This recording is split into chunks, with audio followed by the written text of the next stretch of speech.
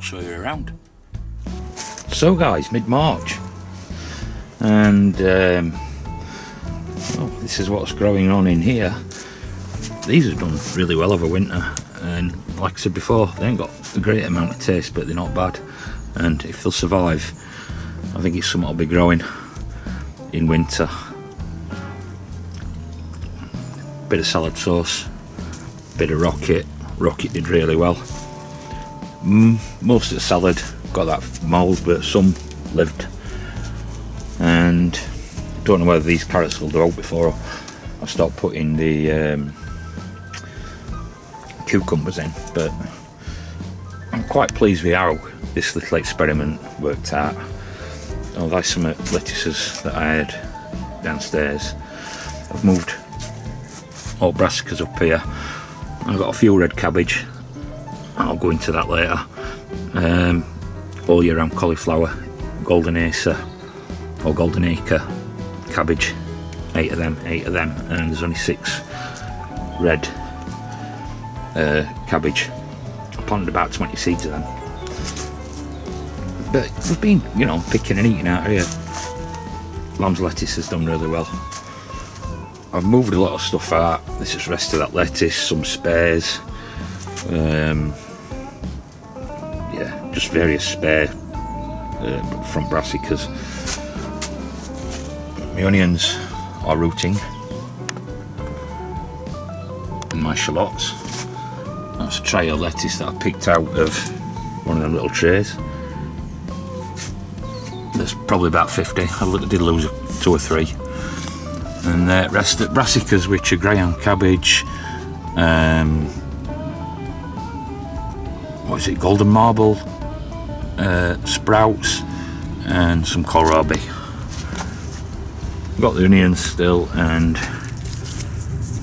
these beets for leaves. We're not using these yet, but we're running out of onions, so we will be using them soon. Got some empty buckets, need to get them out, get ready to get my potatoes in. That's my yacon, which has survived all winter in here. So that's always a bonus. I did manage to tidy that up, didn't I? Still got to do the vents. That's on my list. That's how that router cabinet turned out. I need to put some handles on, but I've got my router bits, everything I need basically in there. That's just sticky back plastic, looks like.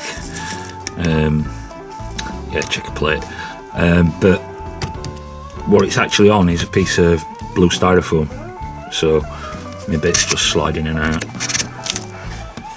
So I'm quite pleased with that. That bits I mostly use. Anything else that I use more often again, I'll add to it as I'm using them, as I need them.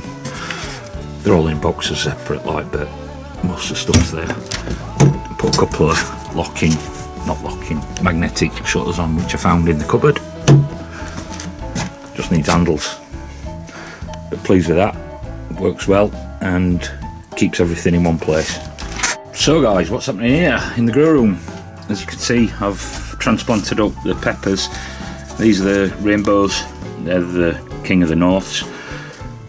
That's a load of house tomatoes. I tried and only got 1, and then I put some more seeds in and got all them. I got 10 more or 8 more or something. So a few too many, but so it's good to have spares, and I can always put some out in greenhouse under double cover. They're the spares from the King of the North and the others. These are the giant bells. I've got 4 out of 6 so far. They were from Mr. Coleman. I did get some more red cabbage. I went to 3 different shops, and 2 of them had no red cabbage at all, so I only got that yesterday, so I've got some more red cabbage in. So that's on catch up. And other tomatoes, just planted them yesterday. I've got subarctic plenty, which were from Mr. Coleman, so thank you. Be interesting to see how they go. I've got some hillbilly, which was sent to me last year by Rod Halliwell. I've got Gardener's Delight, which I bought. And there's another one here, which is a pear tomato, which is Basilbiter Rosterly. It's a little red, yeah, pear tomato, yeah. and that was given to us from the church. I've also got the cold tomato and the Wenzel, which were sent to me from Dale. They performed great. The Wenzel are the ones that produced like over a pound tomatoes, so well over half a kilo, so I'm well pleased with them. The coals are really early, and they were first tomatoes got ripe last year.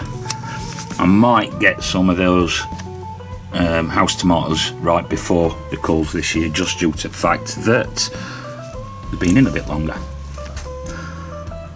And now I'd like to thank a couple of people and give you a bit of information on the situation here.